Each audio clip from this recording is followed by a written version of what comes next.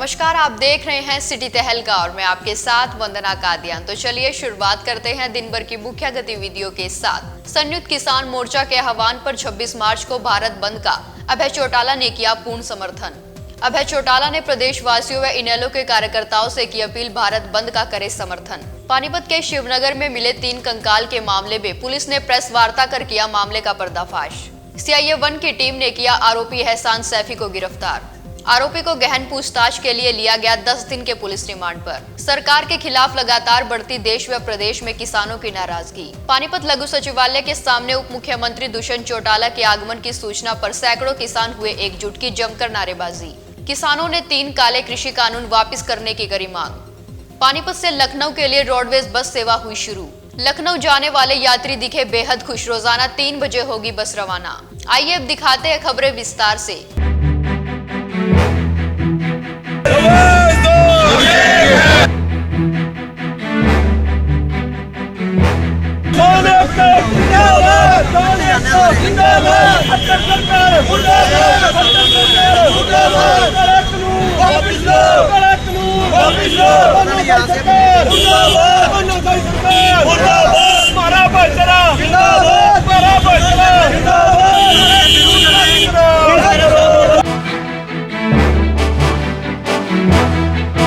लघु सचिवालय के सामने एकजुट हुए किसान, दुष्यंत चौटाला के खिलाफ की नारेबाजी। देश व प्रदेश में किसानों की नाराजगी लगातार सरकार के खिलाफ बढ़ती जा रही है। किसान नेता लगातार प्रदेश में बीजेपी जेजेपी नेताओं के खिलाफ प्रदर्शन करने लगे हैं और उनके आयोजित प्रोग्राम करवाने पर रोक लगाने लगे हैं। आज पानीपत के लघु सचिवालय के सामने उप मुख्यमंत्री हरियाणा सरकार दुष्यंत चौटाला के आगमन की सूचना पर सैकड़ों किसान पहुंचे और सरकार के खिलाफ जमकर नारेबाजी करते हुए तीनों कृषि कानून वापस लेने की मांग की। पानीपत में आज जिला कष्ट निवारण समिति की बैठक आयोजित होने की सूचना के बाद भारतीय किसान यूनियन ने मीटिंग की अध्यक्षता करने वाले प्रदेश के उप मुख्यमंत्री दुष्यंत चौटाला का विरोध करने के लिए पहले ही किसानों से एकजुट होने का आह्वान किया था, जिसके बाद हाथों में सरकार विरोधी खातिया वे काले झंडे लेकर किसान लघु सचिवालय पहुंचे। हालांकि प्रशासन द्वारा पहले ही मीटिंग को किसी कारणवश स्थगित कर कल शाम 4 बजे का समय निर्धारित किया गया, लेकिन किसानों को इसकी जानकारी नहीं थी। वह भारतीय किसान यूनियन के संदेश पर पहुंचे और जमकर सरकार विरोधी नारे लगाते हुए कहा कि प्रदेश के किसी भी हिस्से में जेजेपी बीजेपी के नेताओं का बहिष्कार जारी रहेगा और उनके कोई भी प्रोग्राम आयोजित नहीं होने दिया जाएंगे। अरे मुझे लग रहा है मैं यूसी हाथ लगी, प्रशासन का रद्द कर दिया। उसका ऐसा स्वागत करेंगे, ऐसा स्वागत करना तो ये याद रखता है। और आगे भी कह रहे हैं, जब भूल के भी उसने यहाँ हमारे आसपास भी फटकने की कोशिश की। हम काफी साथी आज करनाल जिले से आए हैं, सोनीपत जिला से, गोहाना कथुरा से भी हमारे नेताजी आए हैं। चाहे पानीपत हो, चाहे करनाल हो, चाहे कैमला हो, कहीं और का हो प्रोग्राम, ऐसे ही पहुंचेंगे और किसी भी हालत में इनका प्रोग्राम नहीं होने देगा। जो इनके मन में कोई संदेह है भाई हम बड़े ताकतवर हैं तो आगे देख ले। दुष्यंत चौटाला यहाँ आवेगा तो नुकसान बन सकता है। इतना विरोध हो रहा है, इतना विरोध है, मर जाएंगे, कट जाएंगे। हाँ, विरोध हो सकता हम तो सारी सरकार के खिलाफ संबोधित हैं। क्यों मानते देते में सीधे भाले मारेंगे। भाई हम पूरा विरोध करेंगे किसान। अगर ये कोई भी बीजेपी का या जेजेपी का नेता कोई भी आएगा तो हम उसका पूरा विरोध करेंगे, क्योंकि उन हमारे ऊपर जो कानून थोपे हैं वो काले कानून हैं। जब तक हमारा फैसला नहीं होगा हम किसी को गांव में नहीं बढ़ने देंगे, किसी भी मीटिंग में नहीं आने देंगे। पहले मैं आपका आभार प्रकट करता हूँ। आपने किसानों की बात को सुना और हम मोदी साहब से भी और हरियाणा प्रदेश की भाजपा और जेजेपी सरकार को हम ये चेताना चाहते हैं, इतना हमारे तीनों काले कानून वापस नहीं होते, MSC का कानून नहीं बनता, इतना हरियाणा प्रदेश में भारतीय जनता पार्टी और जेजेपी का विरोध होगा। ना तो गांव में घुसने देंगे, ना कहीं मीटिंग करने देंगे। उन्होंने सरकार से तीनों काले कृषि कानून वापस लेने की मांग की। लघु सचिवालय पहुंचे किसानों ने कहा कि अगर दुष्यंत चौटाला पानीपत पहुंचे तो नुकसान के लिए सरकार व प्रशासन जिम्मेदार होगा। वहीं किसानों ने कल फिर पानीपत में दुष्यंत चौटाला के विरोध के लिए लघु सचिवालय के सामने एकजुट होने की अपील भी की। ब्यूरो रिपोर्ट, सिटी तहलका।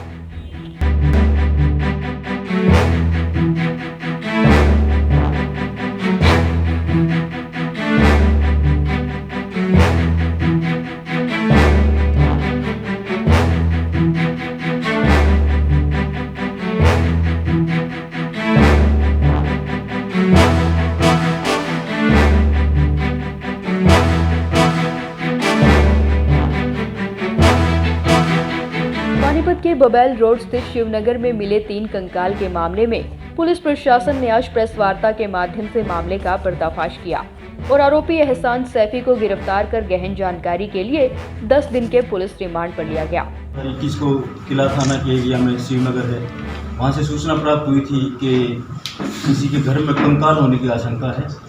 उस घर में पुलिस सूचना मिलने पर पुलिस पहुंची, वहाँ पर किला थाने की पुलिस, और वहाँ पर स्वयं में मौके पर एसपी साहब हमारे मौके पर आए और जब ड्यूटी मजिस्ट्रेट लगवा के उसकी खुदाई की तो उसमें 3 कंकाल मिले, नर कंकाल बरामद हुए, जिनकी कानूनी औपचारिकताएं पूरी करते हुए कार्रवाई की गई और उनका पोस्टमार्टम पीजीआई रोहतक से करवाया गया। पीजीआई रोहतक से पता चला कि ये 3 डेड बॉडी जो है एक महिला की है और 2 बच्चों की है। महिला की उम्र जो पोस्टमार्टम में बताई गई वो 32 साल से 35 साल तक और बच्चों की उम्र बताई गई जो 12 साल से 15 साल तक के बच्चों की उम्र बताई गई। उसके बाद इन्वेस्टिगेशन CIA 1 इंस्पेक्टर राजपाल के हवाले की गई एसपी साहब के आदेशानुसार।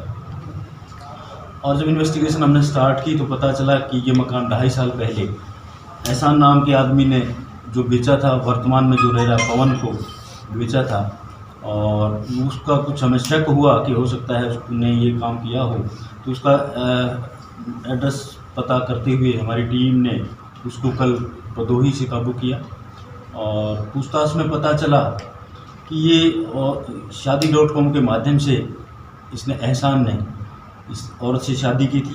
उसके 2 बच्चे थे, 2 बच्चे भी उसके भी क्लियर नहीं हो पाया कि उसके खुद के थे। जो अभी तक इसने बताया कि एक बच्चा उसका खुद का था, छोटे वाला और जो बड़ा बच्चा था वो किसी अपने रिश्तेदार का रखी हुई थी या अपनी जेठानी वगैरह का रखी हुई थी। वो क्लियर हो जाएगा, अभी स्पष्ट नहीं हो पाया कि वो बच्चा किसका। तो मरने वाले 3 जो इंसान थे वो एक महिला जिससे इसने शादी की हुई थी और एक जिसका नाम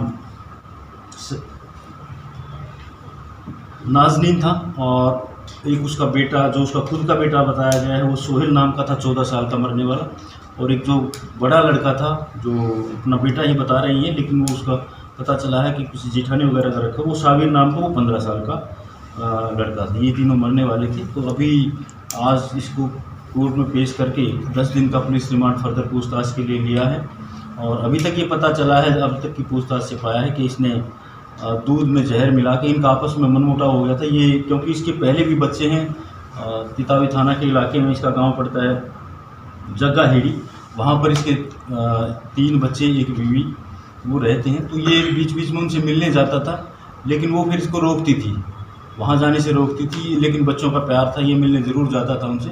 तो वो इस बात पर इनका झगड़ा रहने लगा, ये नहीं जाने देती, तो इसने प्लान बनाया कि इनको रास्ते से हटाएं।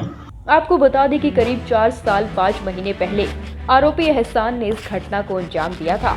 डीएसपी हेडक्वार्टर सतीश कुमार ने मीडिया से रूबरू होते हुए बताया कि 23 मार्च की शाम को घर के फर्श से 3 फीट नीचे 3 कंकाल होने की सूचना मिली थी। सूचना पाकर वह मौके पर पहुंचे और कंकालों को बरामद कर फोरेंसिक जांच के लिए रोहतक भेजा गया था। जांच में एक कंकाल महिला और 2 बच्चों के पाए गए। तभी से पुलिस गहनता से मामले की जांच कर रही थी, जिसके बाद सामने आया कि करीब 2.5 साल पहले एहसान सैफी नाम के एक व्यक्ति ने यह मकान बेचा था, जिसे पुलिस ने भदोही से गिरफ्तार किया। आपकी रियल में भी थी? हाँ। क्या प्रेमिका थी? मैंने शादी कर ली। शादी करके? वो जो बेटा था वो सगा था आपका? वो किसका बेटा था? वो नहीं करा पहला। और एक और जो मारी थी बच्चा एक और था? वो भी पहले ही था। वो भी पहले था। शादी कैसे हुई थी? शादी निकाह करा था सर। निकाह किया था। मारा कैसे मारा था?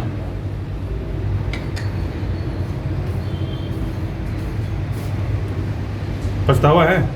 बहुत पछतावा है सर। तो फिर मारा क्यों? बस गलती इंसान से होती है, गलती इंसान गलती से दबाया कैसे था? बहुत गलत बात। बहुत गलत बात। अच्छा, कैसे क्या चीज़ खिलाई थी? उसके घरवाले उसकी वाइफ।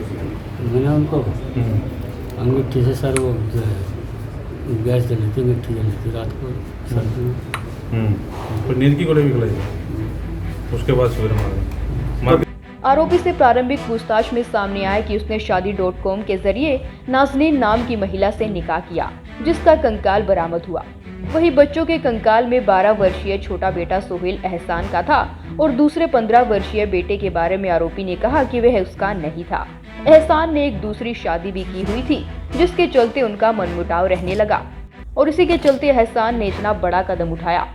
आरोपी को सीआईए 1 की टीम ने काबू करने में बड़ी सफलता हासिल की। ब्यूरो रिपोर्ट, सिटी तहलका।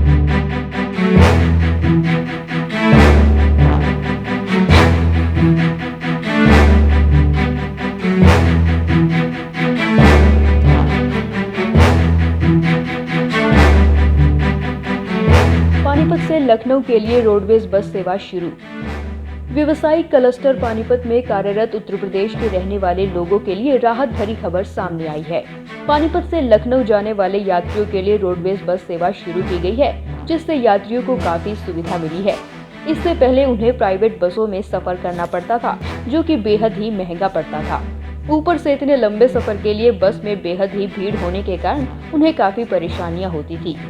जिला ट्रैफिक मैनेजर करमवीर ने जानकारी देते हुए बताया कि यात्रियों की सुविधा को देखते हुए पानीपत बस स्टैंड से लखनऊ के लिए रोडवेज बस रोजाना 3 बजे से रवाना होगी और वहां से भी प्रतिदिन 3 बजे रवाना होगी। रोडवेज बस करीब 600 किलोमीटर शामली, मुजफ्फरनगर, बिजनौर, रामपुर, बरेली, शाहजहांपुर के रास्ते से होती हुई लखनऊ तक जाएगी। वहीं उन्होंने बताया कि अगर यात्रियों की संख्या बढ़ती है तो रिक्वायरमेंट के आधार पर अन्य बसें भी चलाई जाएंगी। देखिए, जैसे कि आप सब जानते हैं कि जो अपनी पानीपत सिटी है, it is an industrial cluster और यहाँ से हमारे यूपी के और जो आसपास की स्टेट से बहुत सारे लेबर और दूसरे यहाँ पे वर्कर काम करते हैं। तो उनकी अक्सर ये डिमांड थी कि वो यहाँ से हमें डायरेक्ट गवर्नमेंट की सेफ़ और उपयुक्त सुविधा मिले। इसको देखते हुए पानीपत रोडवेज की जो टीम है under the leadership of our respected GM, we have got this permit और ये बस प्रतिदिन यहाँ से 3 बजे चलेगी। 3 बजे चल के लगभग 600 किलोमीटर के आसपास ये डिस्टेंस तय करेगी अपना लखनऊ के लिए और वहाँ से भी प्रतिदिन 3 बजे चलेगी और इससे यहाँ सवारियों को काफ़ी लाभ होगा। प्रदेश सरकार की इस सुविधा से यात्री भी बेहद ही खुश नजर आए। उन्होंने बताया कि उन्हें भारी भरकम किराया देकर प्राइवेट बसों में सफर करना पड़ता था, जिसमें अत्यधिक भीड़ होती थी। लंबा रास्ता होने की वजह से बैठने का स्थान तक नहीं मिल पाता था, जिससे उन्हें काफी परेशानियों का सामना करना पड़ता था। वह बेहद ही खुश है कि उन्हें यह सुविधा प्राप्त हुई। पहले प्राइवेट बसों से जाते थे, ट्रेन से जाते थे, धक्का मुक्की से परेशानी होती थी। अब हमें सरकारी बस सुविधा मिल रही है तो इससे जा रहे हैं। पानीपत से मीरानपुर कट रहा है। इससे हमको बड़ी खुशी है, कम से कम बड़ा आराम है। वैसे हम धक्का मुक्की खाते हुए जाते थे, मतलब जैसे ट्रेन यात्रा करते थे या मतलब प्राइवेट बस से जाते थे तो काफ़ी महंगा चार्ज पड़ता था और बाकी काफ़ी दिक्कतें होती थी। लेकिन इससे ये सरकारी सुविधा हमको दी गई है, इससे हमको बहुत ही आसान हो गया है आने जाने के लिए। अब लखनऊ के लिए हमें आसान हो गया है आने जाने के लिए, हम आराम से जा सकते हैं और आ सकते हैं। अब बहुत खुशी हमको, रामपुर की सुविधा सीधी मिली। यहाँ से पहले बसों में जाते 4-4 बसें बदलते थे, बहुत दिक्कत आती थी, किराया भी ज़्यादा, टाइम भी ज़्यादा लगता था। अब ये बहुत खुशी है, यहाँ से आराम से बैठे हैं, सीधे वहीं उतरेंगे जाके। ब्यूरो रिपोर्ट, सिटी तहलका। आज के इस बुलेटिन में बस इतना ही। अगले बुलेटिन में फिर मिलेंगे कुछ और नई खबरों के साथ। तब तक के लिए जुड़े रहे सिटी तहलका सच के साथ। नमस्कार।